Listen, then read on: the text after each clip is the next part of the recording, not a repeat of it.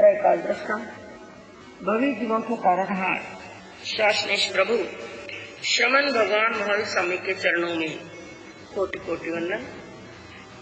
दीन दुखियों के मसीहा, करुणा के सागर, परम पूज्य गुरुदेव श्रमण सूर्य मर्दर केसरी श्री मिश्री मलजी महाराज सब के चरणों में कोटि कोटि वंदन। पाठ पर विराजमान परम श्रद्धेय, परम विदुषी, मधुर व्याख्यानी सरल मना पूज्य गुरुनी जी महाराज सब के चरणों में कोटि कोटि। धर्म प्रेमी बंधुओं, शीलवती माता, आपके सामने श्रीमद् उत्तराध्यान सूत्र प्रभु महावीर की अंतिम देशना, प्रभु महावीर की अमृतमय वाणी, कल्याणकारी वाणी, जिसका मूल और अर्थ का संक्षिप्त में वर्णन श्रवण करने का, समझने का प्रयास कर रहे हैं। क्योंकि यह केवल मूल और अर्थ का वांछन नहीं है, यह एक आराधना है और यह एक साधना है। क्योंकि जिनवानी से बढ़कर के ना कोई साधना और आराधना होती है, सबसे बड़ी साधना है ये। तो आज आपने श्रीमद् उत्तराध्यान सूत्र के 24वें अध्ययन और 25वें अध्ययन का हम सब ने मिलकर के मूल का स्वाध्याय किया। अब अर्थ को समझने का प्रयास करेंगे। 24वां अध्ययन है जिसका नाम है पवयन माया, अर्थात प्रवचन माता। किसे कहते हैं प्रवचन माता? कितनी है प्रवचन माता? और प्रवचन माता एक साधक की साधना के अंदर, उसके लक्ष्य को प्राप्त कराने के अंदर किस प्रकार से सहयोगी बनती है और किस प्रकार एक साधक को उसके अंतिम लक्ष्य तक पहुंचाने का कार्य करती है। तो सबसे पहले प्रवचन प्लस माता, ये दो शब्द हैं। प्रवचन किसे कहते हैं? वचन यानी कहना, और प्र यानी विशेष रूप से, यानी विशेष वचन यानी प्रवचन, और माता का अर्थ होता है माँ। तो प्रवचन माता क्या है? और सबसे पहले बताएं, इस 24वें अध्ययन की गाथाएं हैं 27, और अणगार के एक निर्ग्रंथ के साधु के गुण भी कितने होते हैं? 27। तो उन 27 गुणों के अंदर जो उनको शक्ति प्रदान करती है, 27 गुणों के अंदर किसी प्रकार की विकृति ना आए और 27 गुणों की साधना एक साधक आराधक कर सके, उनके अंदर सहयोगी होती है प्रवचन माता। सबसे पहले माँ किसे कहते हैं? माँ वो होती है जो अपने बच्चे को संभालना जानती है, अपने बच्चे को संभालती है। और माँ वो होती है जो बच्चे का जन्म देती है, जन्म देने वाली, पालन करने वाली, पोषण करने वाली, उसको चलना सिखाने वाली, फिरना सिखाने वाली, खाना कैसे खाना है, भोजन कैसे करना है, हर क्रिया को सिखाने वाली कौन होती है? माँ। और माँ के लिए कहा गया कि माँ केवल जन्मदात्री ही नहीं होती है, माँ जीवनदात्री होती है। क्यों? कि जब बच्चे का जन्म होता है और मुख के अंदर दांत नहीं, वो बाहर का आहार ग्रहण नहीं कर सकता है। जब तक वो आहार ग्रहण करने की ताकत उसके पास में दांत नहीं है, तब तक माँ, जिसका शरीर के अंदर बहने वाला रक्त किसका रूप ले लेता है? दूध का। उस दूध का पान करा करके अपने बच्चे को जीवन देने वाली होती है। तो जो बच्चे को जन्म देती है, लालन पालन करती है और बच्चे को जीवन देने वाली होती है माँ। इसी प्रकार साधु की भी माता बताई गई, और साधु की माता एक नहीं, कितनी माता बताई? 8 माता। 8 माता। एक माता के बीच में भी बच्चा सुरक्षित होता है। जब तक माँ है तब तक बच्चा सुरक्षित है। और साधु की तो एक नहीं बल्कि 8 माताएं बताई गई, और वही प्रवचन माता, उन 8 माता को कहते हैं प्रवचन माता। जो एक साधक का लालन पालन करती है, पोषण करती है, उसके गुणों के अंदर वृद्धि करने का काम करती है। और वो 8 माताएं कौन सी हैं? 5 तो है समिति और 3 है गुप्ती। अब समिति किसे कहते हैं, गुप्ती किसे कहते हैं? तो इन दोनों के अंदर बंधुओं ध्यान से समझने का प्रयास करना। समिति क्या है और गुप्ती क्या है? 5 समितियां कौन सी हैं और 3 गुप्तियां कौन सी हैं? तो दोनों के अंदर एक तो है प्रवृत्ति रूप और दूसरी है निवृत्ति रूप। जैसे कुछ कार्य ऐसे होते हैं जिनके लिए बताया गया कि ये साधक को ये कार्य तो करने चाहिए और ये कार्य छोड़ने चाहिए। जैसे एक बार पहले भी आपके सामने प्रसंग चला था, एक तो होती है प्रतिज्ञा, एक होता है त्याग। हम प्रतिज्ञा किसकी करते हैं और त्याग किसका करते हैं? त्याग करते हैं बुराइयों का और प्रतिज्ञा किसकी करते हैं? अच्छे कार्य के लिए। ये कार्य मुझे आज से करना है। अच्छे कार्य की, शुभ कार्य की, धर्म के कार्य की तो करते हैं प्रतिज्ञा। जो अशुभ कार्य हैं, अधर्म के कार्य हैं, बुरे कार्य हैं, उनका करते हैं त्याग। तो वही अर्थ होता है, एक तो प्रवृत्ति यानी उस काम को करना, उसको आचरण में लाना, उस कार्य को करना, ये तो हुई प्रवृत्ति। एक निवृत्ति यानी बुरे कार्य को त्यागना। बस इसको सिंपल सी भाषा में समझें, एक को ग्रहण करना और एक को छोड़ना। अब प्रवृत्ति रूप क्या है? वो तो है समिति। और छोड़ने योग्य यानी किस किस बुरे कार्य को छोड़ना है, वो है निवृत्ति यानी गुप्ती। लेकिन गुप्ती को भी कहीं कहीं पर आगमों के अंदर एक प्रकार से प्रवृत्ति रूप भी बताया, 2 रूप बताए। समिति का तो एक ही रूप है प्रवृत्ति करना, आचरण में लाना। लेकिन गुप्ती के जो बताए 2 रूप बताए हैं, प्रवृत्ति भी करना और निवृत्ति भी करना। यानी शुभ योगों के अंदर प्रवृत्ति, 3 योग हैं, मन का योग, वचन का योग, काया। इनके द्वारा शुभ में प्रवृत्ति करना और अशुभ से निवृत्ति, तो दोनों रूप होते हैं गुप्ती के। तो सबसे पहले शुभ में प्रवृत्ति करना, ये होती है समिति, जिसको हम ये कह सकते हैं सम्यक प्रवृत्ति। प्रभु महावीर का जो मार्ग है बंधुओं, इसके अंदर प्रभु ने छोटी छोटी बातों को भी समझाने का प्रयास किया है। और वैसे सुनने में, पढ़ने में, जानने में हमें क्या लगता है वो बातें बहुत छोटी सी हैं, लेकिन बातें बहुत छोटी नहीं है, उनका रहस्य बहुत बड़ा है। प्रभु ने अपने आगमों के अंदर यानी प्रवृत्ति करनी, सम्यक प्रवृत्ति करनी, समिति, इसके अंदर क्या बताया? एक साधक को कैसे चलना है। क्योंकि हम जब तक संसार के अंदर हैं तो कोई कोई क्रिया करते ही रहते हैं, और बिना क्रिया के तो जीव रहने वाला नहीं। चलते हैं तो चलने की क्रिया करते हैं, बोलते हैं तो बोलने की क्रिया कर रहे हैं, भोजन करते हैं तो खाने की क्रिया कर रहे हैं, नींद ले रहे हैं तो सोने की क्रिया करते हैं, बैठे हैं तो बैठने की क्रिया, चलते हैं तो चलने और फिरने की क्रिया।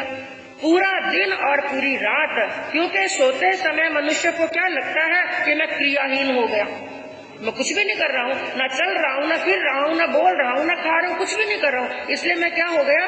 क्रियाहीन। लेकिन प्रभु ने क्या फरमाया? उस समय भी हम क्रिया कर रहे हैं। और कौन सी क्रिया कर रहे हैं? सोने की, वो भी क्रिया है।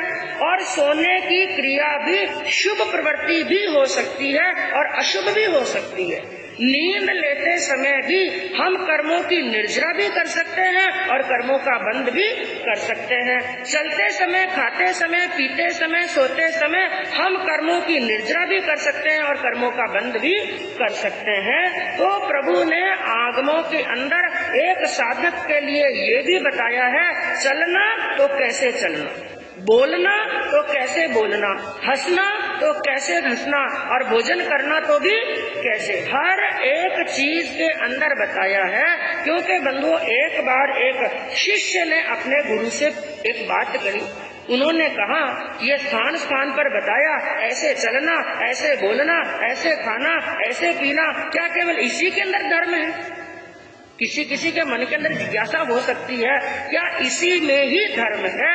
तो गुरु ने उसके प्रश्न का उत्तर देते हुए शिष्य ने एक प्रश्न पूछा, सत्यम धर्मस्य किम नाम जिज्ञासितम इदं मम।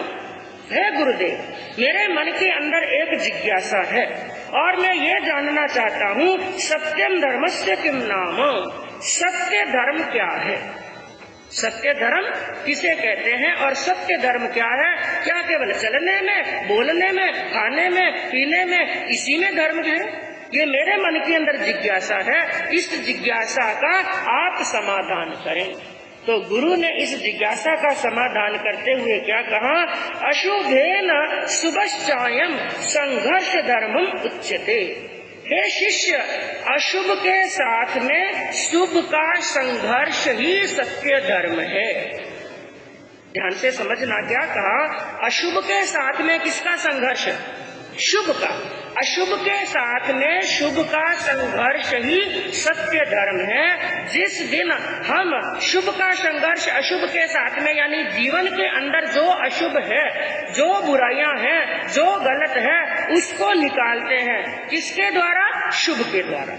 जिस दिन ये संघर्ष शुरू हो जाता है, उस दिन ही समझ लेना कि हम सत्य धर्म के मार्ग पर चल रहे हैं। क्योंकि बंधुओं, पहले तो ये बात जानना कि मैं गलत कर रहा हूँ, और फिर उस बात को मानना। पहले तो जानना कि ये कार्य गलत है और ये कार्य सही है, ये भी मुश्किल होता है। और जानने के बाद में ये बात मानना कि मैं क्या कर रहा हूँ? गलत। क्योंकि बुराइयों को त्यागने की शुरुआत कहाँ से होती है? जब पहले मानेंगे, हाँ मैं पाप कर रहा हूँ। मनुष्य का स्वभाव क्या है? पाप कर रहा है, गलत कार्य कर रहा है, हिंसा कर रहा है, किसी को दुखी और पीड़ित कर रहा है। दुखी और पीड़ित करते हुए मनुष्य क्या कहता है? मैं कुछ गलत। तो पहले अशुभ को अशुभ मानना मैं अशुभ कर रहा हूँ, और ये जानने और मानने के बाद में ही वो क्या कर सकता है? त्याग कर सकता है। तो हम खाते समय, बोलते समय, करते समय भी हम कर्मों का बंधन करते हैं। तो प्रभु महावीर क्या बताते हैं, क्या फरमाते हैं? हम किसी क्रिया की प्रवृत्ति कर रहे हैं, किसी कार्य में संलग्न हो रहे हैं, किसी कार्य को करने की शुरुआत कर रहे हैं। वो कार्य कैसा होना चाहिए? सम्यक। क्या होना चाहिए? सम्यक। और सम्यक शब्द का सीधा सा अर्थ क्या है? सही। सम्यक अर्थ क्या है? सीधा सा यदि अर्थ लगाएं, सम्यक शब्द का अर्थ होता है सही। इस मैटर को ध्यान से समझने का प्रयास करना, क्योंकि ये समिति गुप्ती, साधु के लिए समिति गुप्ती शब्द लगाए हैं, लेकिन इन सभी क्रियाओं के अंदर दोष श्रावक को भी लगते हैं। उनको भी चलना कैसे, बोलना कैसे, फिरना कैसे, इस बात का विधि विधान प्रभु ने फरमाया है। हम किसी की भी कोई क्रिया करते हैं, कोई भी एक्शन करते हैं, वो क्रिया हमारी कैसी होनी चाहिए? सम्यक। सम्यक यानी सही और सही। सम्यक और असम्यक का, सही और गलत का मापदंड क्या है? ये प्रश्न एक पैदा होता है। सही क्या है और गलत क्या है? सम्यक क्या है और असम्यक क्या है? शुभ क्या है और अशुभ क्या है? इसका मापदंड कैसे होगा? इसका कौन सा थर्मामीटर है जो हम लगा करके ये बता सकते हैं ये सम्यक है या असम्यक? तो इसका मापदंड एक ही बताया है, हिंसा और अहिंसा। बस जो कार्य करने से, जिस कार्य के अंदर, जिस क्रिया के अंदर हिंसा हो रही है, समझ लेना चाहिए वो कार्य क्या है? असम्यक है। और जिस कार्य के अंदर अहिंसा का पालन हो रहा है, कोई जीव दंडित नहीं हो रहा है, कोई जीव दुखित नहीं हो रहा है, जहाँ पर हिंसा को छोड़ करके अहिंसा को हम अपना रहे हैं, तो वो कार्य क्या है? सम्यक। क्योंकि प्रभु के सामने प्रश्न पूछा गया, कहम चरे कहम चित्ते। हे प्रभु, आपने कहा चलने से भी दोष लगता है, बोलने से भी दोष लगता है, बैठने से भी दोष लगता है, और भोजन करते समय भी हम कर्मों को बांधते हैं। तो सहसा ही किसी के मन के अंदर एक प्रश्न पैदा होता है, अगर चलने से, बोलने से, फिरने से कर्म बंद होता है, तो मैं कोई निष्क्रिय तो नहीं हो सकता? क्रिया तो करनी ही पड़ेगी, तो क्या करूं ऐसा? तो प्रभु ने एक ही उत्तर दिया, जयम चित्ते जयम चरे। यानी यत्ना से चलो, यत्ना से बैठो, सोच समझ करके बोलो, ऐसी क्रिया करो। चलते समय भी एक मन के अंदर भावना होनी चाहिए कि मेरे चलने से किसी जीव को पीड़ा ना हो। और बंधुओं, प्रभु ने जितने भी व्रत बताए, जितने भी नियम बताए, जितने भी महाव्रत बताए हैं, तो एक साधक की साधना में महाव्रतों का बड़ा ही महत्व होता है। एक साधक, एक जो निर्ग्रंथ मुनि है, उसकी साधना के अंदर महाव्रतों का बड़ा महत्व होता है। एक श्रावक की साधना में उसके 12 व्रतों का क्या होता है? महत्व होता है। लेकिन 5 महाव्रतों के अंदर भी, 5 महाव्रतों के अंदर भी सबसे महत्वपूर्ण यदि व्रत महाव्रत है तो वो कौन सा? अहिंसा का। क्योंकि बाकी के जो 4 महाव्रत है ना, वो पहले वाले की पुष्टि करते हैं, ये भी ध्यान रखना।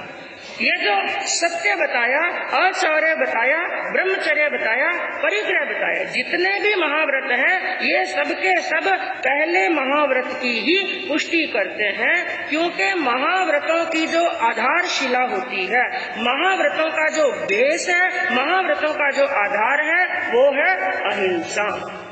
उस अहिंसा का पालन करने के लिए ही महाव्रत है। उसी अहिंसा का पालन करने के लिए रात्रि भोजन का त्याग है। उसी अहिंसा का पालन करने के लिए नवगाढ़ ब्रह्मचर्य की बताई गई। उसी अहिंसा का पालन करने के लिए 17 प्रकार का संयम बताया गया। उसी महाव्रत का पालन करने के लिए यति के 10 क्षमा आदि धर्म बताए गए। उसी अहिंसा का पालन करने के लिए 18,000 शिलांग धाराएं बताई गई हैं। कहने का मतलब नियम उपनियम जितने भी बताए हैं, समिति और गुप्ती जितनी भी बताई है, सब किसका पोषण करते हैं? अहिंसा का। यानी जहाँ पर अहिंसा है वो कार्य सम्यक है, जहाँ पर हिंसा है वो कार्य असम्यक है। तो 5 समिति, क्योंकि महाव्रतों की सुरक्षा के हेतु मुख्य 3 साधन बताए। महाव्रतों की सुरक्षा कैसे हो कि जैसे ब्रह्मचर्य के अंदर आया था, ब्रह्मचर्य की रक्षा के लिए ब्रह्मचर्य की बाढ़ कितनी बताई? 9 प्रकार की बाढ़ बताई थी। इसी प्रकार महाव्रतों की सुरक्षा कैसे हो, उसके लिए 3 नियम बताए और 3 साधन बताए हैं। जिसमें सबसे पहला साधन जिसको नियम रूप कहा जाता है, और दूसरा साधन बताया जिसको क्रिया रूप कहा जाता है, और तीसरा साधन बताया जिनको अनुप्रेक्षा रूप कहा जाता है। अब नियम रूप, जो नियम में लाना, प्रतिदिन नियम में लाना, वो नियम रूप क्या है? रात्रि भोजन का त्याग। और दूसरा क्रिया रूप, क्रिया में यानी प्रवृत्ति में क्या लाना, जिसके अंदर बताया अष्ट प्रवचन माता। और तीसरा अनुप्रेक्षा रूप, अनुप्रेक्षा किसे कहते हैं? भीतर में जाकर के चिंतन करना, भीतर में जाकर के देखना। और अनुप्रेक्षा रूप बताया गया 5 महाव्रतों की 25 भावनाएं। 5 महाव्रतों की 25, वो 25 भावनाएं क्या बताती हैं? किस महाव्रत के अंदर मुझे कहाँ पर दोष लगा है, और उस दोष का ध्यान कब आएगा? जब हम आंखें बंद करके बाहर से निकल करके भीतर में प्रवेश करेंगे। और भीतर में प्रवेश करने को ही अनुप्रेक्षा कहा गया है।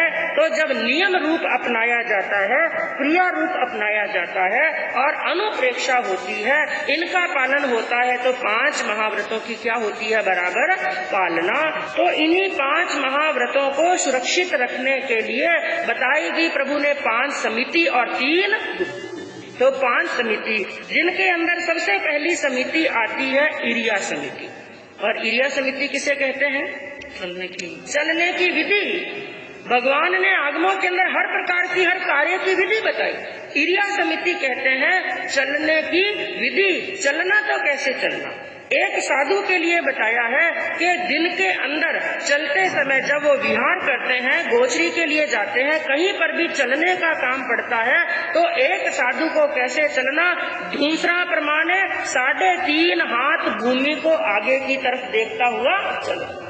मैं कहूँ एक तरफ वो व्यक्ति है जिसके मन के अंदर चलते समय ये भावना है, 2 व्यक्ति चल रहे हैं, ध्यान से सुनना इस बात को, 2 व्यक्ति चल रहे हैं। एक व्यक्ति कर्म बांध रहा है और एक व्यक्ति कर्म तोड़ रहा है। एक ही रास्ता तय कर रहे हैं, एक ही स्थान पर चल रहे हैं, एक कर्म बांध रहा है, एक कर्म तोड़ रहा है। वो कैसे? चलते समय एक व्यक्ति के मन के अंदर क्या भावना हो रही है? मैं चल रहा हूँ, कहीं मेरे पाँव के नीचे कोई जीव आकर के ना मरे, इसलिए देखता हुआ बड़े विवेकपूर्ण चल रहा है, और दूसरा व्यक्ति है चल रहा है धनाधन चल रहा है, मन के अंदर जीवों की रक्षा की कोई कामना कोई भावना नहीं है, तो एक तो कर्म बांध रहा है और एक कर्म तोड़ रहा है। तो साधु के लिए बताया दिन में दूसरा प्रमाण है 3.5 हाथ भूमि को आगे की तरफ देखता हुआ चले और रात्रि को पूंज करके चले। और दूसरी समिति बताई गई भाषा समिति, यानी बोलने की विधि, बोलने का ध्यान रखना चाहिए। बोलते समय भी हम कर्मों को बांध भी सकते हैं और कर्मों को तोड़ भी सकते हैं। और बोलने की विधि के अंदर भाषा समिति के अंदर बताया बोलने के भी 8 दोष बताए गए। तो एक साधु बोलते समय 8 दोषों को वर्ज करके मुख में से शब्द निकाले, यानी पहले तोले और फिर बोले। और तीसरा बताया गया ऐशना समिति। ऐशना समिति का क्या अर्थ हुआ? गोचरी की विधि। गोचरी में जाते समय जिसके अंदर बताया कि 42 दोष टाल करके गोचरी लावे। गोचरी लाते समय दोष कितने टालने? 42 दोष टाल करके गोचरी लावे। और गोचरी लाने के बाद में भी दोष लगते हैं यहाँ पर, और वो दोष कितने बताए? 47 कुल दोष बताए। 42 दोष टाल करके गोचरी लावे और 47 दोष टाल करके गोचरी करे। तो इन दोषों को टालना। और चौथा बताया गया आयान बंड मत निक्षेपना समिति। इसका अर्थ क्या होता है? साधु के जीवन के अंदर जो भी भंडोपकरण है, ओगा है, पात्र है, वस्त्र है, पुस्तक है, जो भी चीजें साधु के जीवन के अंदर उपयोगी हैं, जो उनके भंडोपकरण हैं, उनको यत्ना से लेना और यत्ना से रखना, विवेक पूर्वक लेना और विवेक पूर्वक रखना। और ये कार्य जितना साधु के लिए जरूरी है उतना ही गृहस्थ के लिए भी जरूरी है। कई बार हम देखते हैं समाई के अंदर आए, समाई करने के लिए स्थानक में आए और आते ही जब बैठ का बिछाते हैं ऊपर से ही बैठ का झटकना शुरू, और झटकते हैं ऊपर से ही बैठ का नीचे डाल देते हैं। और समाई करके उठे, बैठ का लिया और फटाफट क्या कर दिया? झटक दिया। इसमें भी क्या लगा? दोष लगता है, इसमें भी पाप लगता है। तो उसके अंदर भी विवेक रखना, यत्ना से लेना और यत्ना से रखना। उसके बाद में 5वां बताया गया उचार पासवन खेल जल सिंगान परिधावनिया समिति। परखते समय, यानी लघु नीत है, बड़ी नीत है, पानी है, कुछ भी साधु को बाहर परखना है। परखने का मतलब बाहर डालना। जो भी बाहर परखने का स्थान है, परखने की विधि उसको भी यत्ना से परखना चाहिए। तो इस प्रकार की 5 तो बंधुओं समिति, यानी ये 5 की 5 प्रवृत्ति रूप है। इस प्रकार चलना, इस प्रकार बोलना, इस प्रकार गोचरी लाना, इस प्रकार है भंडोपकरण रखना और इस प्रकार से परखना। और 3 बताई गई है गुप्ति। कौन कौन सी? मन गुप्ति, वचन गुप्ति और काया गुप्ति। सच्चा साधक वो होता है जो 3 योगों को, ये 3 योग बताए गए, मन का योग, वचन का योग और काया का, जो इन तीनों योगों का गोपन करके रखता है, इनको गोपन करके रखता है, भीतर में उतर करके रहता है, वो होता है सच्चा साधक। तो मन गुप्ति क्या कहती है? अशुभ एवं सत्य के चिंतन की निवृत्ति। मन के अंदर अशुभ का चिंतन नहीं करना और असत का चिंतन नहीं करना है, क्योंकि ये बात आप कई बार श्रवण कर चुके हैं। जो हमारे चीखने कर्म हैं वो कौन से योग से बनते हैं? थोड़ा जोर से बोलिए। मन के द्वारा, जो मन के द्वारा कठोर कर्म बांध लिए जाते हैं उनको कहते हैं निकाचित कर्म। और निकाचित कर्म ऐसे होते हैं जो बिना भोगे छूटने वाले नहीं है। तो मन के द्वारा असत का और अशुभ का चिंतन नहीं करना है। वचन गुप्ति क्या कहती है? वचन के द्वारा अशुभ और असत का वचन नहीं बोलना है, उससे निवृत्ति। और काया का योग क्या, काया गुप्ति क्या कहती है?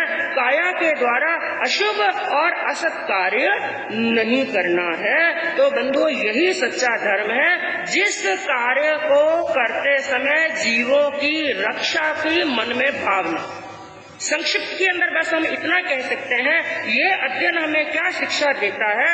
एक व्यक्ति पूरा दिन कार्य करते समय कर्म बांध भी सकता है और कर्मों को तोड़ भी कर सकता है, यदि वो शुभ की करता है, प्रवृत्ति शुभ के अंदर, और जीवों की रक्षा की भावना से कार्य करता है, बिना सामायिक किए, बिना माला फेरे, बिना स्वाध्याय किए हुए भी हम क्या तोड़ सकते हैं?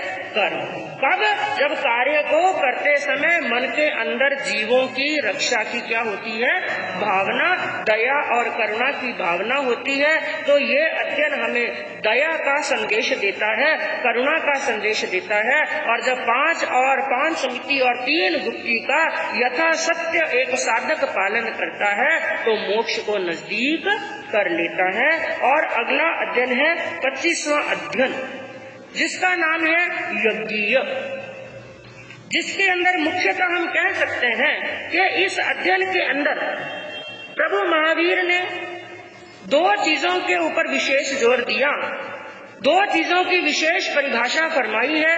पहली तो सच्चा यज्ञ कौन सा होता है। एक बार पहले भी कुछ प्रसंग चला था आपके सामने, हरिकेशी के अध्ययन के अंदर, हरिकेशी मुनि के अध्ययन के अंदर, तो इसके अंदर बताया पहली बात तो सच्चा यज्ञ कौन सा होता है, और दूसरा बताया गया सच्चा ब्राह्मण कौन सा होता है, किसे कहते हैं ब्राह्मण। तो पहले इस अध्ययन की भूमिका को समझते हैं। यहाँ पर एक कथा आती है बनारस नगरी की। बनारस के अंदर 2 ब्राह्मण सगे भाई रहते थे। एक का नाम था जय घोष और दूसरे का नाम था विजय घोष, जो बड़े प्रकांड विद्वान थे, वेदों के ज्ञाता थे, यज्ञार्थी थे, यज्ञ करने वाले थे। एक बार का प्रसंग हुआ कि जय घोष गंगा तट पर गए स्नान करने के लिए। वहां पर गंगा तट पर पहुंचे, स्नान करने के लिए उतर रहे थे उस नदी के अंदर, लेकिन वहां पर उन्होंने एक दृश्य देखा। क्या दृश्य देखा? एक मेंढक है, मेंढक के मुख के अंदर एक मक्खी है, और उस मेंढक को एक सांप निगलने का प्रयास कर रहा है, और सांप को एक कुर्रर नाम का पक्षी है वो निगलने का प्रयास कर रहा है। 4 प्राणी है वहां पर। कौन कौन से? मक्खी, और दूसरा है मेंढक, और मेंढक का तीसरा है सांप, और चौथा है कुर्रर पक्षी। कुर्रर पक्षी सांप को निगल रहा है, सांप मेंढक को निकल रहा है, मेंढक किसको निगल रहा है? मक्खी को। ये दृश्य देखा, जय घोष के मन के अंदर विचार आया और चिंतन चला, क्या है संसार के अंदर? मात्र परस्पर वैर है। मक्खी का दुश्मन ये मेंढक बन गया, मेंढक का दुश्मन सांप बन गया, और सांप का दुश्मन कौन बना? कुर्रर पक्षी। एक तो संसार के अंदर परस्पर वैर बंधा हुआ है, और दूसरा चिंतन क्या चला? ये मृत्यु है ना, सबके पीछे लगी हुई है, ये सिर पर खड़ी है, ये कभी भी धावा बोल सकती है, कभी भी मृत्यु आ सकती है। और तीसरा चिंतन किया, ये जीवन क्या है? क्षण भंगुर। जबकि मृत्यु सामने दिखाई दे रही है, मेंढक को मृत्यु सामने दिखाई दे रही है, लेकिन फिर भी ये मक्खी को खाने का प्रयास कर रहा है। वही स्थिति मनुष्य की है, मृत्यु सामने है और फिर भी मनुष्य धन के, सुखों के, भौतिकता के पीछे दौड़ रहा है। उस दृश्य को देखते देखते जय घोष को जोरदार वैराग आ गया। विचार किया, कुछ भी नहीं रखा है संसार के अंदर, और वापिस अपने भाई के पास में नहीं गए, अपने घर पर नहीं गए, बल्कि वहीं से रवाना हो गए मुनियों की खोज के अंदर। कोई निर्ग्रंथ मुनि मिल जाए, संत मिल जाए तो मैं दीक्षा ले लूं। और कहते हैं जहाँ चाह होती है वहां पर राह मिल जाती है। निकल गए, मुनि मिल गए और उन्होंने दीक्षा अंगीकार कर ली, दीक्षा ले ली। और दीक्षा लेने के बाद में खूब ज्ञान सीखा, खूब साधना की, और इतना ज्ञान सीखा स्वमत के ही नहीं बल्कि पर मत के जो ज्ञान है और जो उनके ग्रंथ हैं उनके अंदर भी पारंगत हो गए, यानी स्वमत के भी ज्ञाता और परमत के भी ज्ञाता। और दूसरा में इतना उनके अंदर ज्ञान जागृत हुआ कि अवधि ज्ञान प्राप्त हो गया उनको। बड़े तपस्वी हैं, बड़े तेजस्वी हैं। अब वो तो आगे जाकर के मुनि बन गए, लेकिन पीछे घटनाक्रम क्या हुआ? विजय घोष इंतजार कर रहे हैं, भाई अभी तक आया नहीं, गंगा पर गया था स्नान करने के लिए, इंतजार करते करते थक गए, आखिर वापिस देखा, अरे भाई जाकर के देखो गंगा तट पर, लेकिन वहाँ पर जाकर देखा, वहाँ पर भी भाई का कोई नामो निशान नहीं। और विजय घोष ने क्या विचार किया, हो ना हो पांव फिसल गया होगा और नदी के अंदर बह गए और वहीं पर उनकी समाधि हो गई, यानी आयुष पूर्ण हो गया। अपने भाई को मरा हुआ जान लिया। अब मरा हुआ जानने, क्योंकि वो ब्राह्मण है, हिंदू धर्म वैदिक धर्म, उसके अंदर परंपरा है, किसी का आयुष्य पूर्ण हो जाता है तो सालों साल श्राद्ध आते हैं, उस तिथि को उनका क्या करते हैं, श्राद्ध करते हैं। तो वो तो जय घोष तो मुनि बन चुके हैं और ये इधर भाई की याद के अंदर सालों साल उनका क्या कर रहे हैं, श्राद्ध कर रहे हैं। और एक बार का प्रसंग हुआ कि जय घोष मुनि जो बड़े ज्ञानी हैं, बड़े तपस्वी हैं, विद्याओं के जानकार हैं, विचरण करते करते एक बार उसी बनारस नगरी के अंदर पधार जाते हैं। और इधर योगान योग की बात देखिए कि जब मुनि वहाँ पर आए और उनके मांस खामन का पारना, मांस खामन की तपस्या कर रहे हैं, मांस खामन का पारना है, और मांस खामन का पारना लेने के लिए अपने भाई के वहाँ पर यज्ञ पाड़े के अंदर, ब्राह्मणों के पाड़े के अंदर वहाँ पर पधारे। और इधर सबसे बड़ा योग क्या हुआ, जिस दिन गोचरी लेने के लिए पधारे उसी दिन वो तिथि थी जिस दिन वो गंगा तट से क्या हुए थे, गायब, यानी उनके श्राद्ध की तिथि थी। और विजय घोष अपने भाई का श्राद्ध कर रहा था और साथ में ही श्राद्ध के उपलक्ष्य के अंदर उसने बड़ा यज्ञ रखा हुआ है। और वहाँ पर खूब बड़े बड़े विद्वान ब्राह्मण आए हुए थे, सैकड़ों की संख्या के अंदर ब्राह्मण वहाँ पर उपस्थित थे। इधर जय घोष मुनि उस यज्ञ स्थान के ऊपर पहुँच गए। अब इतने वर्ष की साधना, इतने वर्ष की तपस्या, उनका शरीर वर्ण सब कुछ बदल चुका था, इसलिए विजय घोष ने अपने भाई मुनि को पहचाना नहीं, क्योंकि पहली बात वो तो जानते नहीं मेरे भाई जिंदा हैं, सोचा मेरे भाई मर चुके हैं, और मुनि के वेश के अंदर पहली बार देखा, इसलिए मुनि को पहचाना नहीं। और मुनि ने वहाँ पर विजय घोष के सामने भिक्षा की याचना की, गोचरी की याचना की। जैसे ही गोचरी की याचना की तो वहाँ पर उस ब्राह्मण ने, विजय घोष ने मुनि को संबोधित करते हुए क्या कहा कि यह भोजन तुम्हारे जैसे साधुओं के लिए बना हुआ नहीं है, यह जो भोजन बना है यह भोजन तो जो वेदों के ज्ञाता ब्राह्मण हैं, जो वेदों के ज्ञाता हैं उनके लिए बना हुआ है, यह उन ब्राह्मणों के लिए बना हुआ है जो यज्ञार्थी हैं, यानी जो यज्ञ करते हैं उनके लिए बना हुआ है, जो ज्योतिषांग के ज्ञाता है, ज्योतिष के जानकार हैं, उन ब्राह्मणों के लिए बना हुआ है। और जो धर्म शास्त्रों के पारंगत हैं उन ब्राह्मणों के लिए ये भोजन बना हुआ है, जो अपनी और दूसरों की आत्मा का उद्धार करने में समर्थ है, उन ब्राह्मणों के लिए ये भोजन बना हुआ है। ये बातें सुनी क्योंकि बंधु मुनि वहाँ पर गोचरी लेने के लिए आए, उनका लक्ष्य गोचरी लाने का नहीं था। बाहर की दृष्टि से, बाएं से तो वो क्या लग रहा था, वहाँ से गोचरी लेने के लिए आए, लेकिन निश्चय की दृष्टि से वो गोचरी लेने के लिए नहीं आए थे, बल्कि मोह में, आसक्ति में, मिथ्यात्व में, अज्ञान में भटक रहे अपने भाई की आत्मा को जगाने के लिए आए थे। उनका लक्ष्य गोचरी का नहीं था, तो अपने भाई को जगाने के लिए, उनकी सोई हुई आत्मा को जगाने के लिए जय घोष मुनि ने कहा, हे विप्र, हे ब्राह्मण, तुम क्या कहते हो कि ये किन किन ब्राह्मणों के लिए बना हुआ है? यदि तुम इतने ही वेदों के ज्ञाता हो तो मैं तुमसे ये पूछता हूँ, हे विप्र, तुम मुझे ये बताओ, वेद का मुख क्या है? कुछ ऐसे प्रश्न मुनि ने उनके सामने रखे। कहा, हे विप्र, ये बताओ वेदों का मुख क्या है? हे विप्र, तुम ये बताओ यज्ञों का मुख क्या है, नक्षत्रों का मुख क्या है, धर्म का मुख क्या है, और स्वयं का और दूसरों की आत्मा का उद्धार करने में समर्थ कौन है? ऐसे प्रश्न सुने तो जितने भी ब्राह्मण वहाँ पर थे बंधु हक्के बक्के रह गए। उनको तो एक प्रश्न का उत्तर भी समझ नहीं आया। उन्होंने मन में विचार किया, सचमुच में ये जो संत आए हैं ये ज्ञानी, इसलिए सहजता से उन्होंने मुनि के सामने हाथ जोड़े और हाथ जोड़ करके अंजलि बद्ध होकर के नम्र होकर विनय के साथ में उनके सामने आए और हाथ जोड़ करके कहने लगे, हे मुनिवर, आप ही हमें बताएं कि वेदों का, यज्ञों का, नक्षत्रों का और धर्म का मुख्य क्या है। अब मुनि उनके सामने परिभाषा करने लगे। उन्होंने कहा, हे विप्र, वेदों का मुख्य है अग्निहोत्र और यज्ञों का मुख्य है यज्ञार्थी।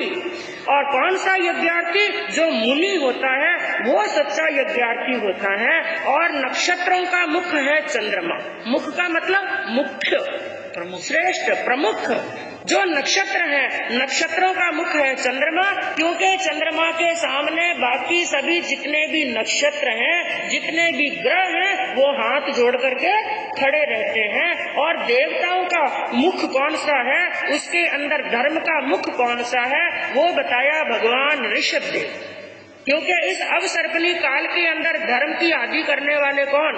ऋषभ देव भगवान। उनके सामने ये स्वर्ग के जितने भी देवता हैं सभी हाथ जोड़कर सिर झुका करके खड़े रहते हैं। और हे ब्राह्मण देवता, तुम लोग जो यज्ञ करते हो ना, ये सत्य यज्ञ नहीं है। सही यज्ञ तो एक मुनि करता है। तो उन्होंने पूछा, इसका कारण क्या है? तो मुनि ने क्या बताया, तुम्हारे यज्ञों का लक्ष्य क्या है? तुम लोग जो यज्ञ करते हो उसका उद्देश्य क्या है? एक तो क्या है, पापों का नाश करने के लिए। तुम लोग क्या सोचते हो, हम यज्ञ करेंगे तो पापों का क्या हो जाएगा? नाश। और दूसरा, राक्षसों का विध्वंस करने के लिए, शत्रुओं का संहार करने के लिए, विपत्तियों का निवारण करने के लिए, व्याधियों का परिहार करने के लिए और लंबा आयुष्य प्राप्त करने के लिए, संसार के सुख और संपत्ति प्राप्त करने के लिए यज्ञ करते हो। और ये जितने भी कारण हैं, जितने भी उद्देश्य हैं, इनके पीछे स्वार्थ छिपा हुआ है, इनके पीछे हिंसा छिपी हुई है। ये यज्ञ सत्य यज्ञ नहीं है। तो फिर ब्राह्मण ने पूछा, मुनि कौन सा यज्ञ करता है? तो उन्होंने क्या कहा कि मुनि वो होता है जो सत्य यज्ञ, जिनके अंदर सम्यक ज्ञान, सम्यक दर्शन, सम्यक चारित्र और सम्यक तप के द्वारा ही वो यज्ञ करता है, वही सच्चा धर्म होता है, जिनके अंदर किसी जीव की हिंसा नहीं होती है। और बंधुओं, 4 लाइनों के अंदर क्या कहा, इस अध्ययन का सार निकालते हुए मुनि ने ब्राह्मण को संबोधित करते हुए क्या कहा कि मन के विकारों की सभी आहुति देना यज्ञ। सच्चा यज्ञ कौन सा है? जिस यज्ञ के अंदर आहुति कौन सी दी जाती है? मन के विकारों की।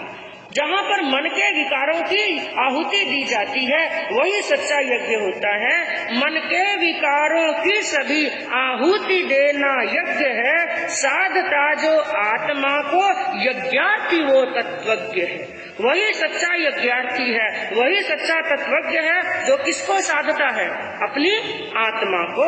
ब्रह्म व्रत से ब्रह्म होता, ब्रह्म व्रत से ब्रह्म होता, श्रमण है संभाव से, शूद्र और क्षत्रिय होते कर्म के अनुभाव से। हे ब्राह्मण देवता, हे विप्र, वास्तविक में और सत्य में सच्चा यज्ञ कौन सा है? जो तप पूर्वक संयम का पालन करता है वही होता है सच्चा यज्ञार्थी, और वही होता है सच्चा यज्ञ। और जहाँ पर यत्न पूर्वक अहिंसा का पालन होता है वो होता है सच्चा यज्ञ, जिसमें अशुभ कर्मों की आहुति दी जाती है। किसकी आहुति? अशुभ कर्मों की आहुति दी जाती है, वो होता है सच्चा यज्ञ। और ऐसा यज्ञ करने से क्या होता है? आत्मा में ज्ञान की ज्योति प्रज्वलित होती है। और हे ब्राह्मण देवता, तुम क्या सोचते हो, मात्र मुंडित हो जाने से, यानी केशों का लुंचन करने से, बाल उतार देने से कोई श्रमण होता है? मात्र मुंडित होने से कोई श्रमण नहीं होता है, बल्कि संभाव की साधना करने से कोई श्रमण बनता है। और याद रखना है विप्र, मात्र ओंकार का जाप कर लेने से कोई ब्राह्मण होने वाला नहीं है, बल्कि ब्रह्म व्रत से ब्रह्म होता, जो ब्रह्म व्रत पालता है यानी ब्रह्मचर्य का पालन करता है वो होता है सच्चा ब्राह्मण। और हे ब्राह्मण देवता, केवल वन में भ्रमण करने से, जंगलों में रहने से कोई मुनि नहीं होता है, बल्कि जो सम्यक ज्ञान की आराधना करता है वो होता है मुनि। और हे ब्राह्मण देवता, केवल अपने शरीर के ऊपर कहा गया कुश का चीवर धारण करने से, मृग की और एक सिंह की छाल को धारण करने से कोई तापस होने वाला नहीं है, बल्कि जो अपने मन वचन काया के योग को साध लेता है, सच्ची तपस्या करता है, वो होता है सच्चा तपस्वी।